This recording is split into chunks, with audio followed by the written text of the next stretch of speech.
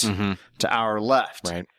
Then we cut to the cassette tape Correct. and see her repeating that line 35 and something. So they decided to go ahead and bring that out a little bit more and film that moment just so they could replay it so we know that we're getting the same recording when the president's hearing it. I thought that was a nice choice. I kind of wish they would have gone with the cut to the cassette playback. I love and not have Zero kind of falling asleep. I love seamless edits like that where we are in a moment. We know the elements that are going on. She's speaking, she's being recorded, and then suddenly we see that recording element we pull out and we know people are listening to it. I love seamless transition. Well, they decided to record it. Yeah. And the editor decided to use it. I just kind of like that moment. You take out the bass and it's like a recording. Yeah. So then we pull back. We're probably around halfway through this minute. And as we pull back from the cassette tape that is now Zero saying 13:35 and 39:50 and something, we pull back and we now see the president. We've seen in basically one scene. I thought it was an interesting choice that it's kind of dark behind him. And it wasn't a little bit later to realize it's actually nighttime outside, which both are trying to evoke, but I just can't see outside the window. And it's true. The president says so. And the direction was for him to say it coolly. Am I the only one that thinks it's a really shitty looking Oval Office, like really tacky looking with these really bad wall sconces and boats in front of books and stuff like that? It just looks like somebody went, it looks presidential. I think that's exactly what happened. And giant trays of like Burger King are sitting there for all the basketball players that are about to come in. Yeah. Yeah. Well, I actually found it refreshing that the president is kind skeptical. Is exactly. I was like, what the scientist should be. Wow. I was like, look at this president actually being the smartest one in the room, questioning things instead of just accepting a hypothesis. Yeah. And so not just following along with what Hasline said. And I like the president rebuking these kind of comments throughout the minute and the next minute. I just thought he was point on. And now it also does something again. It takes Hasline and even separates him more as a villain because now he possibly, according to the information I'm getting right now, might be acting outside of what he's being told to do. I mean, we'll move this later on. Guys, join us on Tuesday. Hey. Because we'll move a little bit more into what's happening with the president right now and what he's doing. But now, the president in Planet of the Apes, not the president. Yeah, the president in Planet of the Apes. Yeah, don't get political. We told you we can't do politics in these political satire films. So just from this minute, he's just kind of say, all right, so you have evidence. Well, Hasline says, if you have evidence, Mr. President, that one day talking apes will dominate the earth and eventually destroy in 3950 something. And then Hasline puts the cassette away and puts it in his pocket. Now, there was an opportunity here to suggest that this next moment would be recorded, that Hasline could potentially be recording the president as well. Okay. But the idea that he folds it and puts it away kind of implies that he's not really recording the president anymore. That he's playing it back. So he sees the president as a confidant because he's not trying to secretly record the president. So I'm failing on my American history. Watergate would have been 1975.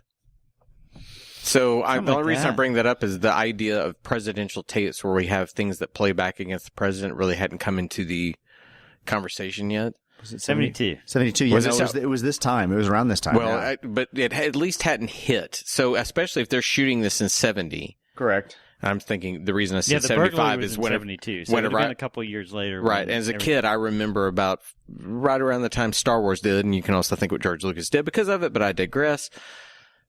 It's just that audiences had not, I don't think, become aware that you might have recordings of presidents and you didn't do that. As president was still this revered office that we didn't get a peek into. And I think that probably changed with Watergate and Richard Nixon.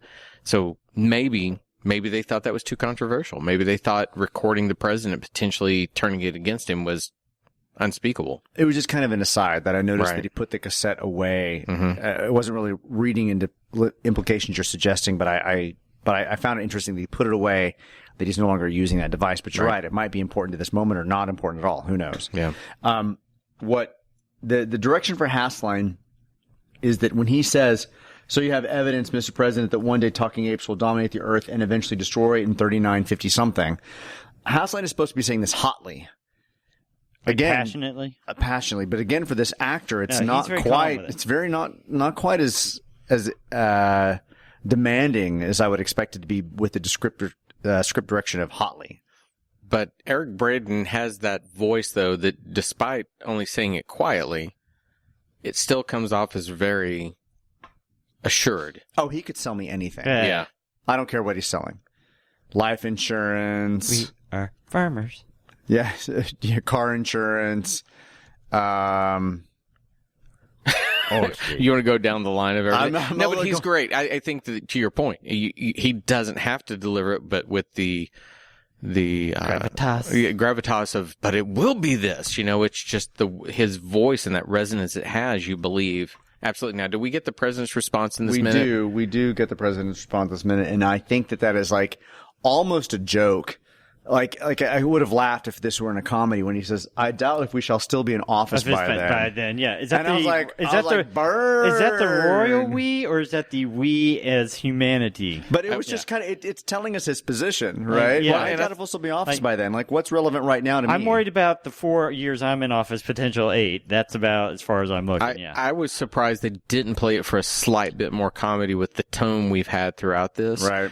And I couldn't decide whether I loved that they didn't or I missed that they didn't.